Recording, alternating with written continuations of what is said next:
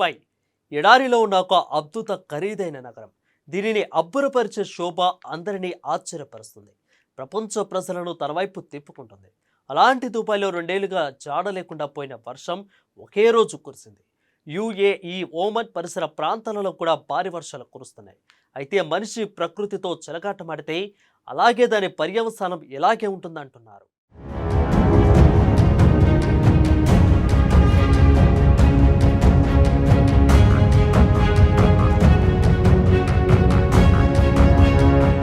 ఎడారి దేశంలో భారీ వర్షాలు, కుండపోత వానలకు క్లౌడ్ సీడింగ్ కారణం.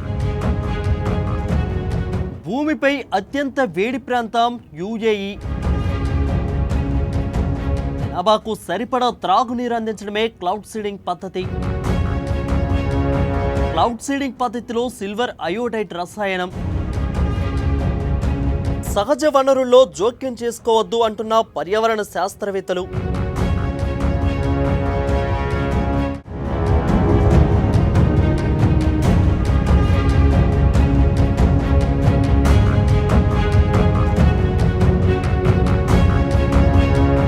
తీవ్రమైన ఎండలు, పొడి వాతావరణంతో ఉక్కిరిబిక్కిరయ్యే ఎడారి దేశం యునైటెడ్ అరబ్ ఎమిరేట్స్లో కొన్ని రోజులుగా వర్షాలు దంచుకొడుతున్నాయి. వరదలు ముంచెత్తుతున్నాయి. ఆకస్మిక వర్షాలకు దుబాయ్లో చాలా ప్రాంతాలు నీట మునిగాయి. తీవ్రమైన ఈదురుగాలులు, భారీ వర్షాలకు జనజీవనం స్తంభించిపోయింది. 24 గంటల వ్యవధిలో 142 మిల్లీమీటర్ల రికార్డు వర్షపాతం నమోదైంది. ఇక ఈ తరహాలో వర్షాలు ఎన్నడూ కురవలేదని అధికారులు చెబుతున్నారు. అతి తక్కువ వర్షపాతం నమోదయ్యే ప్రాంతంలో కుండపోత వానలకు క్లౌడ్ సీడింగ్ కారణమని పర్యావరణవేత్తలు అభిప్రాయపడుతున్నారు.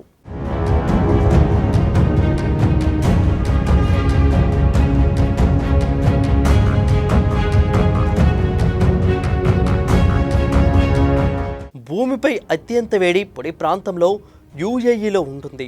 వేసవిలో అక్కడ గరిష్టంగా 50 డిగ్రీల సెల్సియస్ వరకు ఉష్ణోగ్రతలు నమోదవుతాయి. ఇక వార్షిక వర్షపాతం సగటున 200 మిల్లీమీటర్ల లోపు నమోదవుతుంది. దీంతో భూగర్భ వనరులపై తీవ్ర ఒత్తిడి ఉంటుంది. ఈ పరిస్థితులను అధిగమించేందుకు కృత్రిమ వర్షాలను కురిపించే క్లౌడ్ సీడింగ్ పద్ధతిని యుఏఈలో ఎప్పటి నుంచో అమలు చేస్తున్నారు.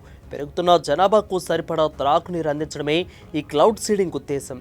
అయితే ఈ విధానం కొన్నిసార్లు ఆకస్మిక వరదలకు కారణమవుతుందని నిపుణులు విశ్లేషిస్తున్నారు.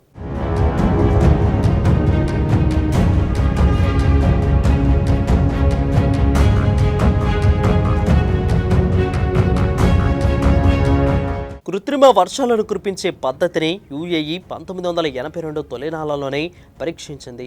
అనంతరం అమెరికా, దక్షిణాఫ్రికా, నాసాకు చెందిన పరిశోధన బృందాల సహాయంతో 2000 తొలినాళ్లలోనే క్లౌడ్ సీడింగ్ కార్యక్రమానికి శ్రీకారం చుట్టింది.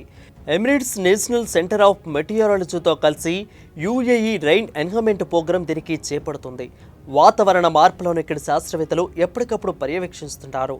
యుఏఈతో పాటు ఈ ప్రాంతంలోని సౌదీ అరేబియా, ఓమన్ కూడా కృత్రిమ వర్షాల కోసం ఇదే పద్ధతిని అనుసరిస్తున్నాయి.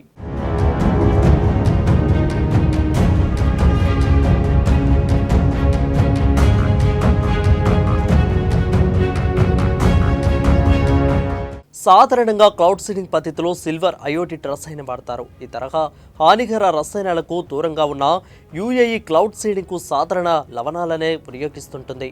టైటానియం ఆక్సైడ్ పూత కలిగిన ఉప్పుతో నానో మెటీరియల్స్ ఎన్సిఎం అభివృద్ధి చేసింది. ఇలా నీటి సంక్షోభం ఎదుర్కొనేందుకు యుఏఈ వినూత్న విధానం అనుసరిస్తుంది. స్థానిక అవసరాల కోసం చేపట్టే కృత్రిమ వర్షాలతో తాత్కాలికంగా ప్రయోజనాలు ఉన్న ప్రతికూల ఫలితాలు కూడా ఉంటాయని నిపుణులు చెబుతున్నారు. ఒక ప్రాంతంలో వర్షాలు కురిపించాలంటే కరువుకు కారణమవుతున్నారనే విషయాన్ని గుర్తుపెట్టుకోవాలని అంటున్నారు. ముఖ్యంగా సహజ వనరులలో జోక్యం చేసుకోవద్దని హెచ్చరిస్తున్నారు.